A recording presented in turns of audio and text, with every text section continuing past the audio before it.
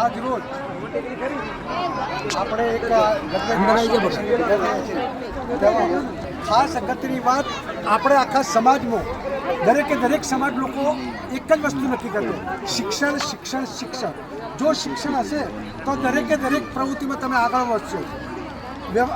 શિક્ષણ હશે તો તમે વ્યસનથી દૂર થઈ શકો, અંધશ્રદ્ધાથી દૂર થઈ શકશો, રોજગાર તમને મળશે, નોકરી નહીં તો કોઈ સારો તમે વ્યવસાય પણ કરી શકશો. એટલે પહેલી એક અગત્યની વાત છે કે આપણે શિક્ષણ પર જોર આપીએ. શિક્ષણમાં ઘણીવાર તો આપણે એવું વિચારીએ છીએ કે ચલો દીકરી એકવાર ફેલ થઈ ગઈ, બીજી વાર ફેલ થઈ, એટલે આપણા મા બાપ એવું કરે છે કે આપણે દીકરીને ભણાવવી નથી, એના લગ્ન કરીએ સુખી દે. પણ એ વાત જ ખોટી. અબ્રાહમ લિંકન 11 વાર ફેલ થયો હતો, તેમ છતાં 12મી વાર એ રાષ્ટ્રપતિ બન્યો હતો.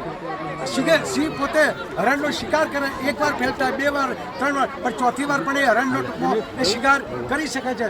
તો આપણે શિક્ષણને મહત્વ આપ્યું. શિક્ષણથી એક વ્યસન. હવે વ્યસનની વાત કરું તો વ્યસન આપણામાં તમાકુ ખાઈએ, બીડી પીએ, કોઈ પણ મસાલા ખાઈએ, એમાં પણ બહુ મસાલામાં તો એવું છે, કાનપુરની સારી ફેક્ટરી એવી છે કે જેની અંદર તમે મસાલા ખાઓ છો ને, એ મસાલામાંથી આપણે મળ જે ઉત્પન્ન થાય, મળ એટલે આપણને ખબર પડી કે સંદાસ, એની અંદર એ ટૂંકો ભેળવવામાં આવે છે. આપણે જે મસાલા કહીએ ને એ ખાઈએ છીએ. પછી ઘણીવાર આપણને જો ઘણા એવું કહેતા હોય કે આપણે વ્યસનથી દૂર ન થઈ શકીએ. કેમ નથી? તમારી દીકરી જો ટૂંકમાં સાસરે જતી હોય 20-22 વર્ષ, એનાથી જો તમે દિલ છોડીને એને જતી કરી શકો છો તો કેમ તમે વ્યસનથી? જો તમારો નાનો ભાઈ, નાનો છોકરો આકસ્મિક મરી જાય તો એના વગર જો ચાલતું હોય સાહેબ, તો વ્યસનથી કેમ ના ચાલી શકે?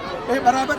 પછી બીજી અગત્યની વાત કરું કે વ્યસનથી ઘરમાં ઝઘડા થાય છે, બરાબર, અને એ વ્યસનના પૈસા તમે ટૂંકમાં સામાજિકમાં, શિક્ષણમાં, દાનમાં વાપરો તો પણ આપણી પેઢી તરી જાય છે. તો ખરેખર વ્યસન તો નાબૂદ કરવું જ જોઈએ. ભાઈ કુરિવાજની વાત કરીએ કે મોટા આપણે ભલે આપણે અત્યારે બેઠા છીએ સરસ સમૂહ લગ્ન, પણ હવે આ નવા જમાના પ્રમાણે જે ટૂંકમાં આપણને જે નજીક ના હોય, સગા નહીં વાલા કરતા, સગા તો ખરા પણ એની સાથે વાલો હોય ને, એવી રીતે ટૂંકમાં એક સરસ સમૂહ લગ્ન કે ટૂંકમાં બીજા ઇનામ વિતરણ, ચોપડા વિતરણ, આ પણ બધું કરવું જરૂરી છે.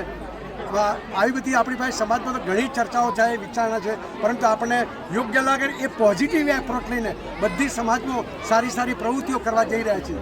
નમસ્કાર.